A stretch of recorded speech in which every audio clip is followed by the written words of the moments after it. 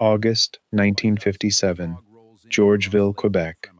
A family sitting on a rented veranda, watching fog roll in off Lake Memphremagog, the same lake where local residents have been describing something in the water since 1816. They weren't looking for it. It found them. For about 10 seconds, 5 people watched something move across the surface of that fog, and by the time it was gone, none of them agreed on what they'd just seen. A 12-year-old boy at the porch rail was certain it moved against the current. His grandmother, who had told this family the same local legend every summer for years, said almost nothing at all, and the youngest child gave the one answer that would still be repeated in that family. Decades later, it looked like the story. What happened next wasn't a search. It wasn't a rescue, it was an argument, quiet, calm, and it lasted until almost everyone had fallen asleep. By morning, the fog was gone, so, on the surface, was the mystery, but not for everyone in that family. Because what one member of the Colby family swore they saw that night, and what another insisted, just as calmly, could not possibly have been what it looked like, never fully resolved. Not that summer, not decades later, at a kitchen table nowhere near this lake. This is the story of one foggy evening on Lake Memphremagog, a 200-year-old legend, a shape nobody could quite explain, and a disagreement a family kept long after the fog cleared. What did the Colby family actually see that night on the water, and why, almost 70 years later, do the answers still not match? Stay with us. Georgeville, Quebec, Lake Memphremagog, a Tuesday evening in mid-August, 1957. Marion Colby, 34, out of Montreal, sat on the screened veranda of a rented farm property cottage with her mother, Winifred, and her 3 children, watching the light go out of the water, the way it did every evening at this hour, except that tonight, her mother had just begun the story she told only here, only at this lake, and only when the children had gone 3 full days without hearing it. They had been coming to Georgeville for 4 summers now, always the same arrangement.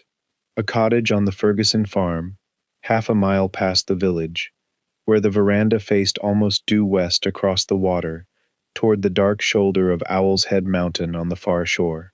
The main farmhouse stood 50 yards up the slope, where Mrs. Ferguson set a boarding house table for whoever was renting that season, and where a hand pump behind the kitchen door supplied every drop of water the Colbys used for the month. It was not a grand cottage. It had 2 bedrooms, a wood stove, and kerosene lamps that Marion still had to be reminded, every August, how to trim without smoking the glass. What it had instead of grandeur was the veranda, and the specific hour after supper, when the whole family sat on it together, with nothing else arranged for the evening. Winifred Colby was 71 that summer, and she had been telling this particular story on this particular veranda since her own daughter was small enough to sit on her lap for it. She did not tell it every night. She had a rule about it, unstated but absolute. It came out only when enough evenings had passed that the children had half forgotten the shape of it, so that hearing it again felt like a discovery rather than a repetition. Peter, 12, and Ruth, 9, both knew this rule without either of them ever having had it explained.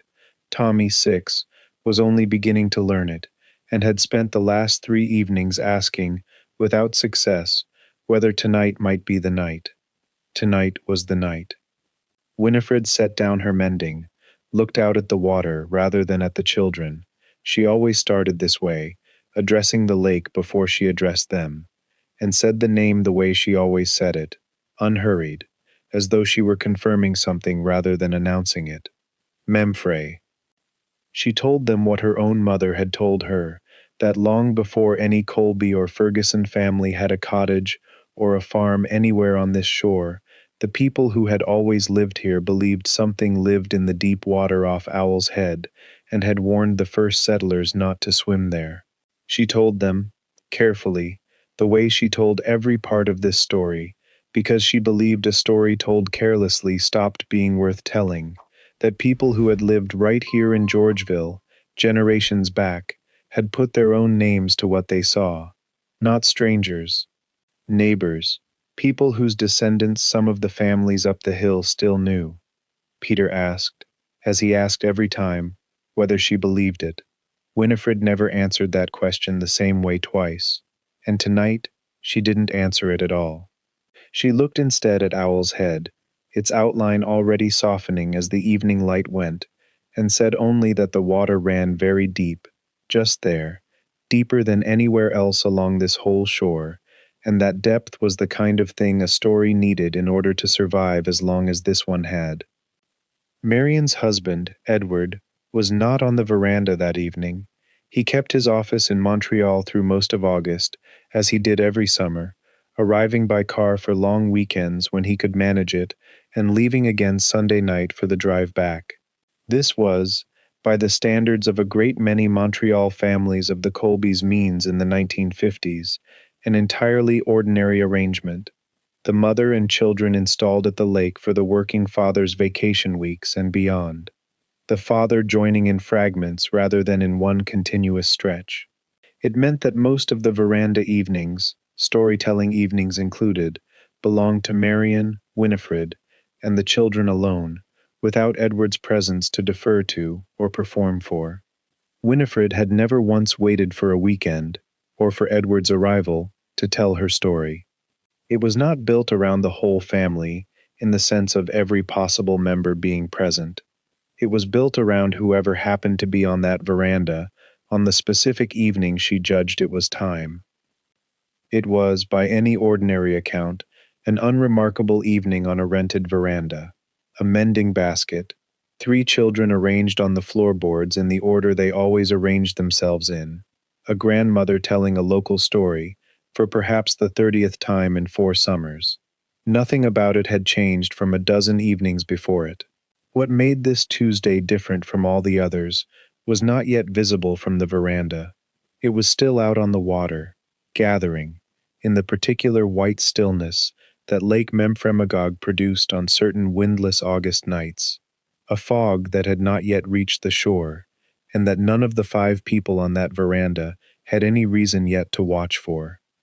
What Winifred Colby was actually handing her grandchildren, in that unhurried voice, on that particular veranda, on an evening she had chosen because enough time had passed since the last telling, and what the lake itself was about to do to that evening before the family went to bed, is where this story actually begins. Before the fog is worth understanding, the arrangement that put the Colbys on that particular veranda in the first place needs explaining, because nothing about their evening happened by accident. The Colbys did not own a cottage. Like a great many Montreal families of modest professional means in the 1950s, they rented, and in Georgeville specifically, renting did not mean a self-contained cabin with its own kitchen and its own privacy. It meant an arrangement with a farm family. The Fergusons kept a working property above the shore, let out a small 2-bedroom cottage down near the water for the month of August, and set a boarding table up at the main house for whoever was renting that season, along with any of their own relations who came through. The Colbys ate most suppers at that table. They drew their water from the Fergusons' pump. They were, for 4 weeks a year, not quite guests, and not quite tenants, but something closer to a second household, folded temporarily into the rhythm of someone else's farm. This was not an unusual way for a family without lakefront property of their own to reach a place like Georgeville in this era. Georgeville's shoreline had belonged, in the previous century, largely to the wealthy, grand estates, and, before them, resort hotels that brought vacationers up from Montreal and down from New England by rail and by lake steamer. By the 1950s, most of that grand era had already receded. What remained, for a family like the Colbys, was this quieter, more modest economy, working farms along the shore that rented out a spare cottage to cover a bill or two, and in doing so, gave families of ordinary means their own 2 or 4 weeks of lake access, without the cost or permanence of ownership. What this arrangement gave the Colbys, specifically, was not a private estate evening. It was a shared one. A cottage without a kitchen worth cooking in properly, without a fire ring or a private dock of their own, but with a screened veranda that faced the water and belonged, for 1 month, entirely to them. The veranda was the one part of the arrangement that was theirs alone. Supper happened at the Fergusons' table, on the Fergusons' schedule, among the Fergusons' other renters and relations. But the hour after supper, once the dishes were cleared and the family walked back down the slope to their own small cottage, belonged only to Marion, Winifred, and the 3 children, with nothing else arranged for the rest of the night. That was the specific hour Winifred had built her storytelling around, summer after summer. Not any hour with a fire in it, but this one, the 1 hour of the day that was actually, entirely, the Colbys' own. Keeping that hour required more than showing up. It required Marion writing to Mrs. Ferguson every winter to secure the same 2 weeks before another family did. It required 4 consecutive summers of the same slow half-mile walk from the farmhouse table back down to the cottage in the day's last light, the children restless with supper still settling, Winifred in no hurry at all. It required, above everything else, coming back, because a story like the one Winifred told did not belong to a single telling. It belonged to the repetition, to the fact that this particular veranda, facing this particular mountain, was the only place in the Colbys' entire year where that story was ever told at all. Before we continue, if this kind of documentation is what you've been looking for, consider subscribing. Every video on this channel goes into one specific element of the Canadian cottage and campfire summer between 1920 and 1980. What the cabin was, what an evening ritual like this one gave the family who kept it, and what they were actually building when they came back to the same lake summer after summer. Not nostalgia for old photographs. The human and period-consistent social meaning of a ritual that a generation of Canadian families arranged their year around. What a summer evening like this gave a family wasn't an answer. It was a story only the people who were there would ever fully own, and no photograph, camera, or search engine could have given them that in quite the same way. And if your family had a story like this, a shape in the fog, a sound in the dark, a we still don't agree on what we saw night at a lake cabin somewhere in Canada, put it in the comments. Did your family ever settle on an explanation? The next case in this series follows a different kind of unresolved night. A Georgian Bay family waiting at an empty dock after a boat failed to return before dark. Back to the fire.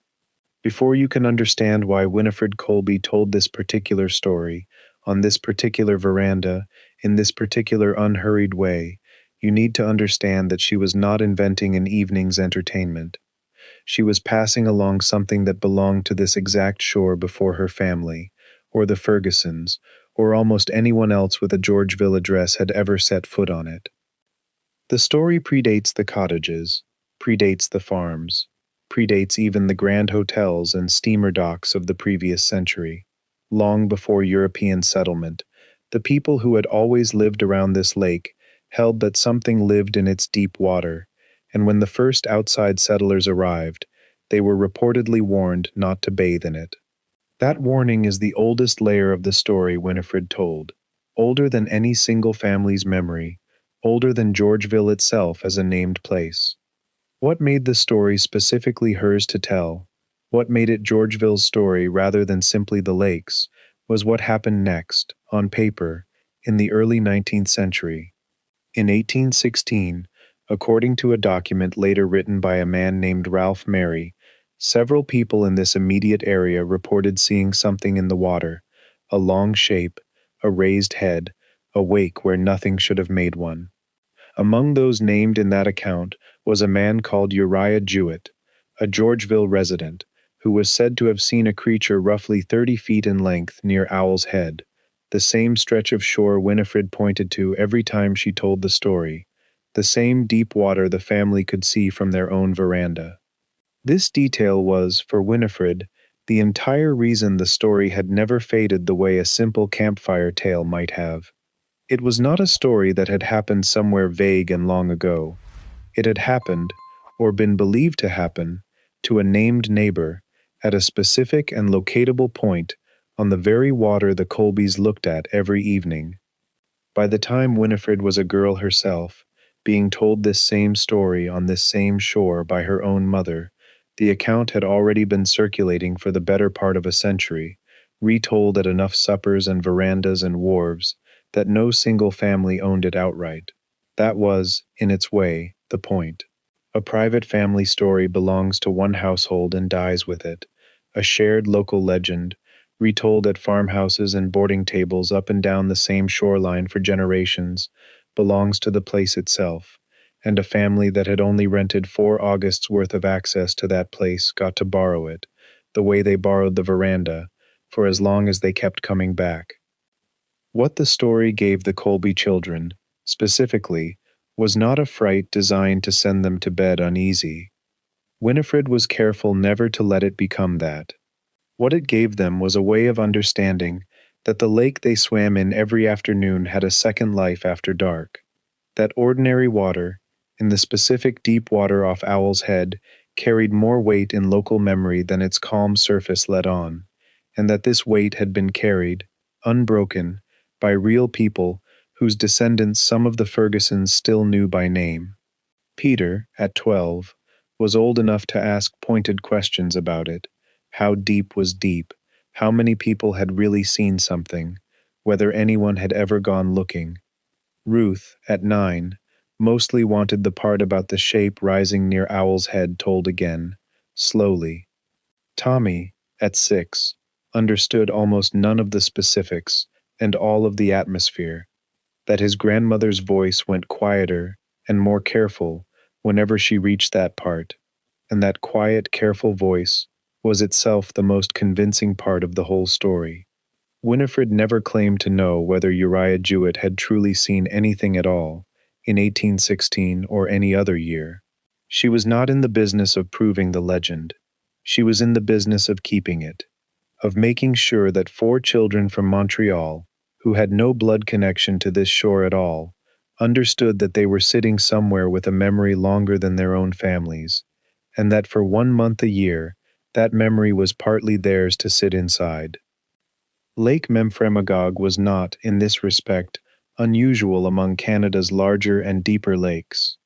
A comparable story attaches itself to Okanagan Lake in British Columbia, where a creature known there as Ogopogo occupies almost exactly the same narrative position, an indigenous tradition predating settlement, a body of water deep enough to make the claim credible, and generations of local residents who repeated the story not because they had personally verified it, but because the place itself seemed to require some explanation for its own depth and stillness.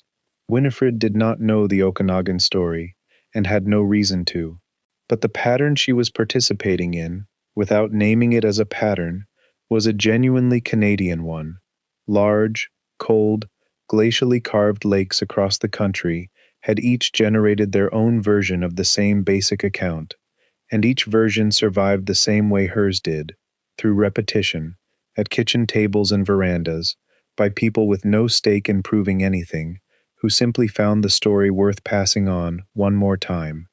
None of the 5 people on the veranda that evening had any way of knowing that the lake, for the first time in 4 summers of Colby visits, was about to offer something closer to a demonstration than a story. The fog reached the Colbys' shore, the way fog reaches most lakes of this kind on windless August nights. Not as a wall rolling in from somewhere, but as a thickening that seemed to rise directly out of the water itself, filling in the space between the veranda and the mountain, until Owl's Head, so clearly visible 20 minutes earlier, had softened into a rumor of a shape, and then disappeared behind it altogether. Lake Memphremagog does this on certain still evenings, when the day's warmth meets the night air over open water, and has nowhere to go. It is a documented, ordinary property of this particular lake. Nothing about the fog itself was unusual. What happened inside it was. Ruth saw it first. She had been watching the mist thicken over the water with the half-bored, half-hypnotized attention of a 9-year-old, and she was the one who sat up straight and said, in a voice pitched somewhere between a question and a warning, that something was moving out there. Not swimming exactly. Not floating exactly either. A long, dark line on the pale surface of the fog-covered water, low and horizontal, holding roughly the same position for several seconds before, depending later on which member of the family you asked, either sinking beneath the surface, drifting sideways into the thicker fog, or simply becoming impossible to distinguish from the mist itself. Peter was up at the veranda rail within seconds, Tommy a half-beat behind him, both boys straining to see something that, by the time they reached the screen, had already gone soft-edged and uncertain in the way that anything does when fog is doing the looking for you. Marian's first instinct was toward the children, rather than the lake. A hand on Tommy's shoulder, a step between the youngest and the rail, the automatic reflex of a mother who did not yet know what there was to be careful of, and was not going to wait to find out. Winifred did not move from her chair at all. She looked exactly where the children were looking, said nothing for a long moment, and then said only that the fog did that sometimes, in a tone that could have meant she had seen precisely this before, or that she was simply trying to keep four Colbys calm on a rented veranda after dark. What followed was not panic. It was something more specific and, in its way, more interesting. 5 people who had just watched the same 10 seconds of lake and had already, before the fog had even finished settling, begun describing 4 slightly different things. Ruth was certain the shape had a length to it that a floating log did not usually have. Peter thought it had moved against what little current there was, which a log should not have done. Marian, watching her own children rather than the water, was less interested in what it had been than in whether it was still out there. Tommy, when finally asked directly what he had seen, said only that it had looked like the story, which was, of everyone's answer that evening, the hardest one for the adults to argue with, because it was the least specific and the most honest. Nobody suggested going down to the water to look closer. Nobody suggested telephoning anyone, not that there was a telephone in the cottage to use.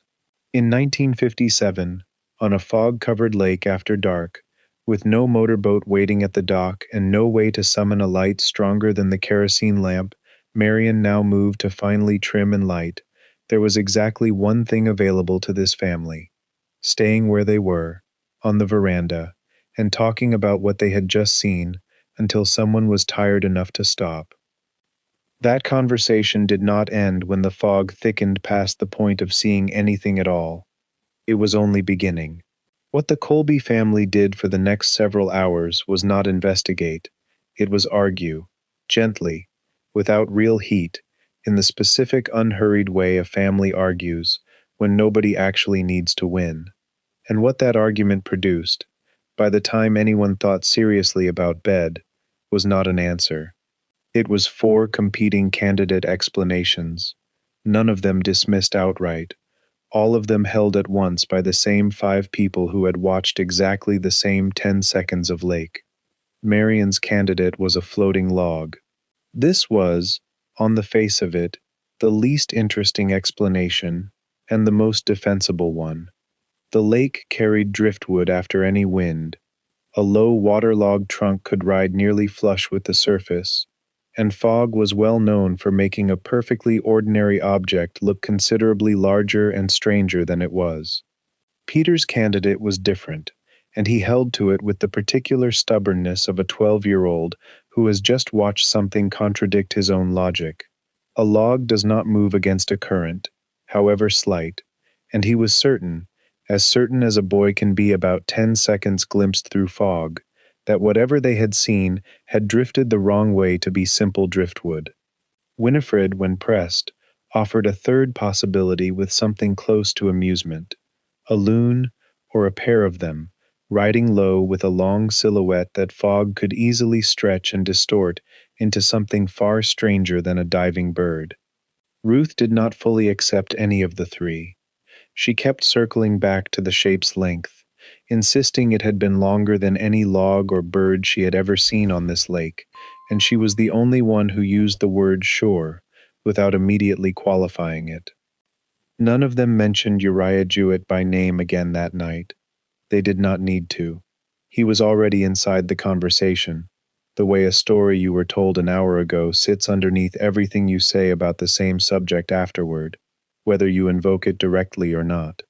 What this argument actually did for the Colbys, and this is the part worth understanding, more than the argument's content, was give 5 people something that an ordinary evening on that veranda almost never produced, an event that belonged to all of them equally and to none of them individually.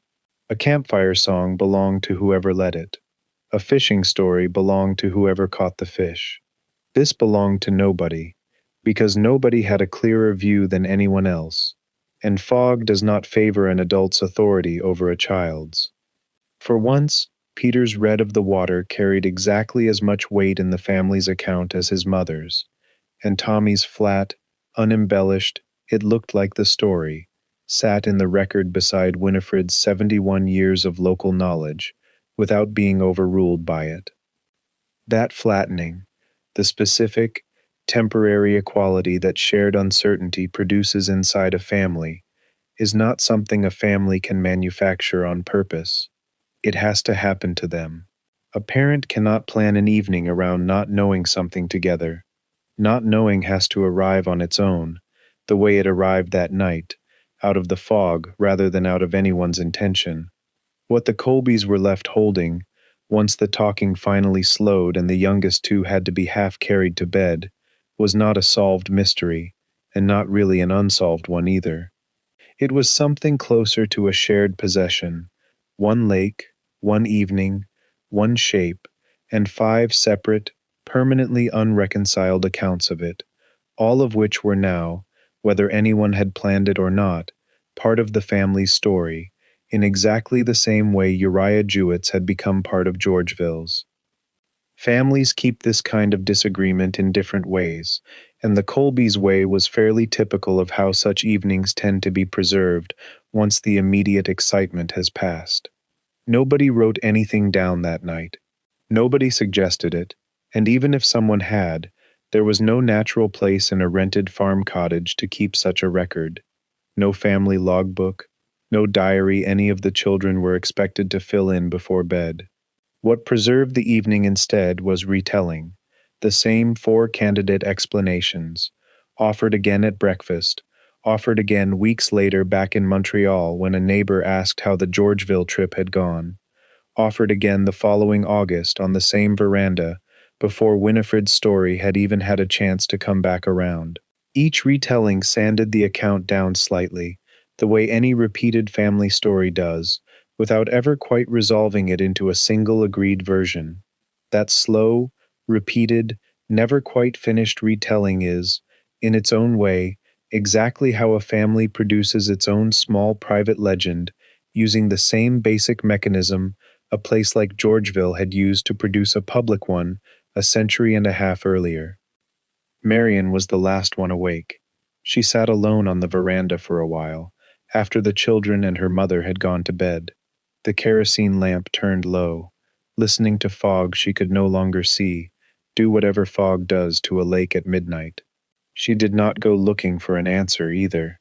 She went to bed still not knowing, which was, she would understand only much later, exactly the condition the evening had been designed by nothing and no one in particular to leave her in. Before going further with what happened to the Colby family's story afterward, it is worth stepping back from that one veranda and asking a broader question. Why this lake, specifically, and why Georgeville, specifically, out of every cottage region a Canadian family might have rented into in the 1950s? Part of the answer is simply geological. Lake Memphremagog is a glacial lake, carved by ice at the end of the last ice age, roughly 10 to 11,000 years ago, and it is unusually deep for its width. Its deepest point, near Owl's Head, runs to well over 300 feet, considerably deeper than most of the recreational lakes scattered across Ontario and Quebec cottage country. A shallow lake does not hold this kind of story well. There is nowhere in it for a family's imagination to put something. A lake with real, documented depth gives a legend somewhere to live, in the same practical sense that Owl's Head gave the Colbys' veranda something specific to point at every time the story was told.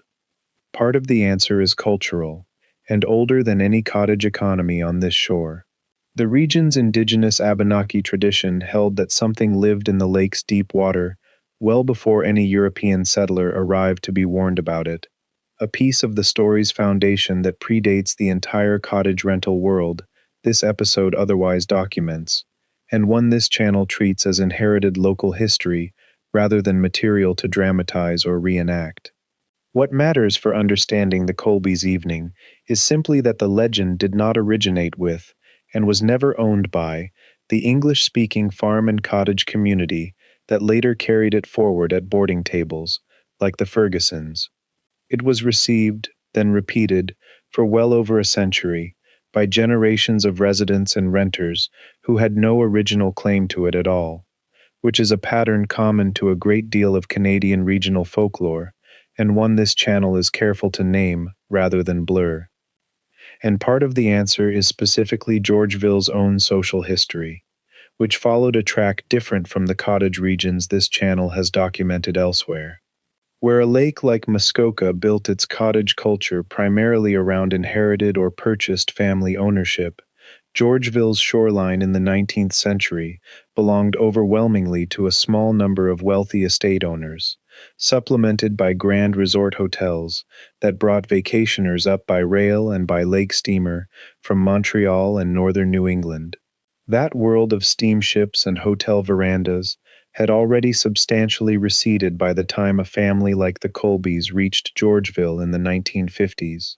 What replaced it was not another wave of estate ownership, but a quieter, farm-based rental economy. Modest cottages let out by working agricultural families to cover a season's expenses, without the capital or the multi-generational permanence that inherited ownership elsewhere in cottage country implied. This mattered directly to how the Memphré story reached the Colbys in the first place. A family that owns its cottage passes its own private rituals down through its own bloodline, the way the Whitfields of Lake Muskoka passed down a specific quiet before the first song. A family that rents a cottage from someone else, summer after summer, inherits something different. Not a private tradition, but a local one, borrowed alongside the veranda and the boarding table, belonging to the place rather than to the family occupying it that particular August. Winifred Colby did not invent the story she told her grandchildren, and she did not receive it from her own mother in the way a family heirloom is received. She received it the way any long-term renter in Georgeville eventually did, from the place itself, repeated back to her often enough, across enough summers, that by the time she was old enough to tell it herself, it had become indistinguishable from her own family's memory, even though it had never belonged to the Colbys at all. This also set Georgeville apart from other Quebec lake regions this channel has documented. The Laurentian lake communities north of Montreal, in the same decades, were shaped by a genuinely bilingual settlement pattern, with French and English families sharing the same shoreline evenings and often the same rented train north from the city. Georgeville's history ran along a different line. The eastern townships had been settled overwhelmingly by English-speaking Loyalist and New England families in the decades after the American Revolution, and the estate and hotel culture that later gave way to farm rentals like the Fergusons carried that same English-language character forward into the 20th century, even as the surrounding Quebec countryside remained predominantly French-speaking. A family like the Colbys did not need to cross a language boundary to rent a cottage in Georgeville the way a family renting near Saint Agathe in the Laurentians might have. What they were borrowing instead was a specific regional English Quebec cottage culture, formed by an earlier era's wealth and later carried forward by ordinary rural households, a different social inheritance than the Laurentians' bilingual one, but built by the same underlying process. A legend, a landscape, and a rental economy passed down to whichever families kept returning to claim it, one August at a time. That is what the deep water off Owl's Head had actually given a Montreal family, with no ancestral claim to this shore, not ownership of a story, but 4 summers' worth of borrowed access to one, access that, as it turned out, was about to be tested against something the lake produced on its own, on one particular foggy Tuesday, without asking anyone's permission first. By the time the Colby children came down to the veranda the next morning, the fog was entirely gone, and so, on the sunlit surface of the lake, was the sense of mystery. What lay in front of them instead was ordinary. Bright water, a scattering of driftwood pushed into the shallows near the point overnight, Owl's Head standing sharp and unremarkable in full morning light. Peter went straight to the shoreline before breakfast and came back with a report that satisfied approximately no one.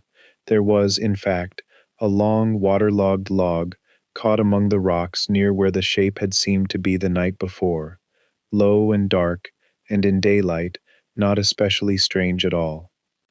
This is, in its way, the least surprising part of the entire story, and it is worth pausing on it rather than rushing past it, because it is exactly the kind of explanation regional accounts of this legend point to, again and again: a floating log, a diving bird, a wind-driven ripple that fog stretches and distorts into something with far more presence than it actually has.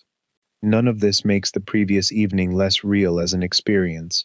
It simply means that what the family had watched, and argued about, and carried to bed with them, was very likely an entirely ordinary piece of lake debris, behaving exactly as ordinary lake debris behaves, made strange only by fog, low light, and a story that had already told all 5 of them, an hour earlier, exactly what kind of shape to expect on that water. What is worth noticing is that finding the log did not actually end the argument. Marian considered the matter closed the moment Peter described it: a log, drifting, exactly as she had guessed the night before. Peter was less certain.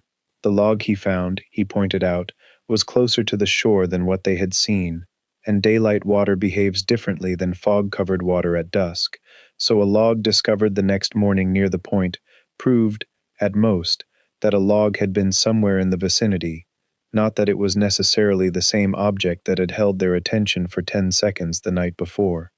Ruth barely engaged with the log at all. She had already decided, in the specific, unshakable way a 9-year-old decides things, that what she had seen the previous evening had been longer than what was now sitting half submerged among the rocks, and no amount of morning evidence was going to talk her out of an impression formed in fog by lamplight and a grandmother's story. Winifred, for her part, looked at the log with polite interest, agreed that it was very likely the explanation, and then, within the same breath, mentioned that this was more or less what people always found the morning after, which was either a piece of dry humor at the story's expense, or the driest possible confirmation that she had heard this exact resolution offered many times before, about many other evenings on this same shore, across a great many more Augusts than her own family's 4.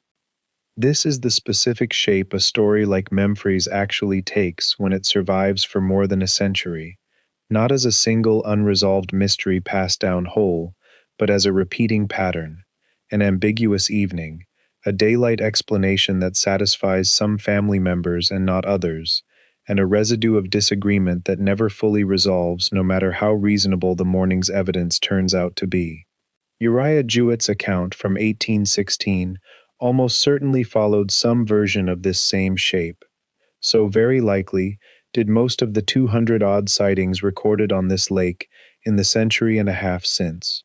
A log in daylight rarely settles an argument that fog and a story built the night before. It only gives everyone present a slightly more defensible position from which to keep disagreeing. There is a reasonable question worth asking directly, even if this episode cannot answer it. Was there ever, at any point in the century and a half of reported sightings on this lake, something genuinely unexplained in the water off Owl's Head? some large fish, some unusual natural phenomenon, particular to a lake this deep and this cold, that gave the very first accounts their initial charge before folklore and repetition took over from there. This channel does not claim to know, and treats the question honestly as unresolved, rather than settling it either toward confirmation or toward dismissal.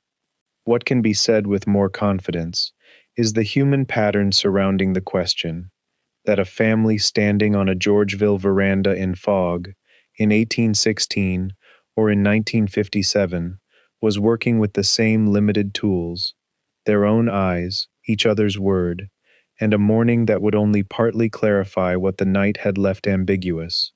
The mystery of what, if anything, first started the story is a different question from the mystery of why the story kept being told. Only the second question is one this episode can actually answer.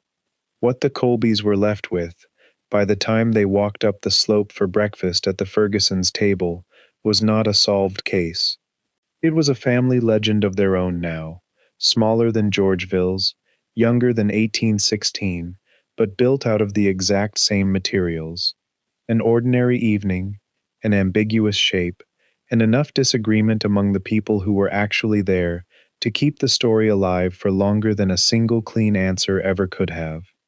The Colbys kept returning to Georgeville through the rest of the 1950s and into 1960, the same 2 weeks in August, the same cottage on the Ferguson farm, and at some point during those later summers, the story of the fog-covered evening stopped being a separate anecdote and simply became part of what Winifred told. It sat alongside Uriah Jewett's account and the 1816 sightings the way a tributary joins a river, not replacing the older story, but feeding into it, so that by the time Peter was grown and telling his own children about Georgeville, the two accounts had become, in practice, a single family telling, with 2 dates in it instead of one. This is, in fact, exactly how a regional legend accumulates material over a century and a half. Nobody who has studied the recorded history of this particular lake's story claims that every one of its 200-odd sightings represents the same phenomenon, or any single phenomenon at all. What the record shows instead is a repeating human pattern: an ordinary evening, low light or fog, an ambiguous shape, and a family, or a pair of witnesses, who could not fully explain what they saw and were honest enough to say so, rather than force a tidy answer onto it.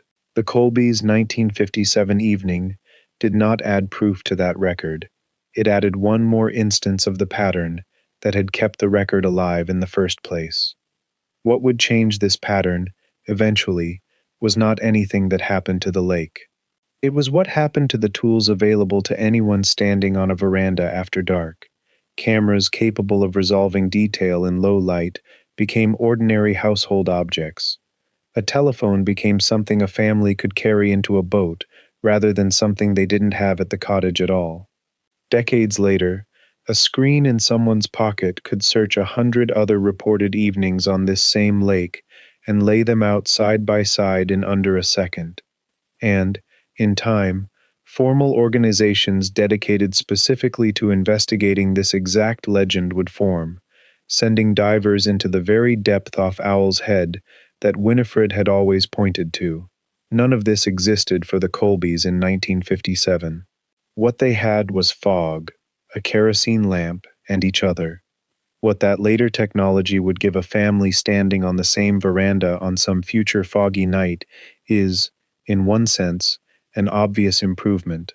A photograph instead of a memory, an enhanced still frame instead of 5 competing accounts, a probable identification within minutes rather than a permanent, gentle disagreement that would outlive most of the people holding it. What it would not give that family is harder to name, but the Colbys would have recognized it immediately. 5 people, sitting together in the dark, with nothing to look at but each other and the fog, forced by the absence of any other explanation to build their understanding of what had happened, entirely out of trust in one another's honesty. A photograph settles an argument. It does not require anyone to believe anyone else. That is what the ordinary tools of a Georgeville veranda in 1957 had actually given the Colby family, without anyone intending it. Not an answer, but an evening that could only be understood by believing four other people's accounts of it, which is a specific kind of family intimacy that a resolved mystery has no particular reason to produce. What a summer evening like this gave a family wasn't an answer. It was a story only the people who were there would ever fully own, and no photograph, camera, or search engine could have given them that in quite the same way. If this channel is going to keep documenting what the Canadian cottage summer meant to the people who made it their yearly ritual, subscribe. There are more lakes, more verandas, more grandmothers with a story that comes out only when enough evenings have passed, and more quiet nights that turned into something a family kept for the rest of their lives, without ever fully agreeing on what it had been. What a summer evening like this gave a family wasn't an answer. It was a story only the people who were there would ever fully own, and no photograph, camera, or search engine could have given them that in quite the same way. And if your family had a story like this, a shape in the fog, a sound in the dark, a we still don't agree on what we saw night at a cabin somewhere in Canada, put it in the comments. Did your family ever settle on an explanation, or did it stay exactly the kind of story Winifred Colby stayed? The next case in this series follows a different kind of unresolved night. A Georgian Bay family waiting at an empty dock after a boat failed to return before dark. The Colbys kept returning to Georgeville through the rest of the 1950s and into 1960.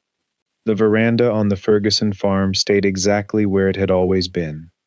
What later technology gave families on lakes like this one? A camera that could see in low light, a telephone that could travel with them, a search that could lay 100 other evenings side by side in seconds. What it did not give them: 5 people, sitting together in the dark, with nothing to look at but each other and the fog, learning to trust one another's account of something none of them could fully explain. Marion Colby did not know, on that fog-covered August night in 1957, that what her family was actually building around an unanswered question was going to outlast any answer a camera might have given them. She understood it only decades later, the first time a grandchild of her own asked her, at a kitchen table nowhere near the lake, to tell the story of what the Colbys saw that night on Lake Memphremagog, and realized she still could not, and no longer wanted to, tell it exactly the same way twice. The fog had known exactly what to leave the family with. No one had thought to ask a camera to do the same.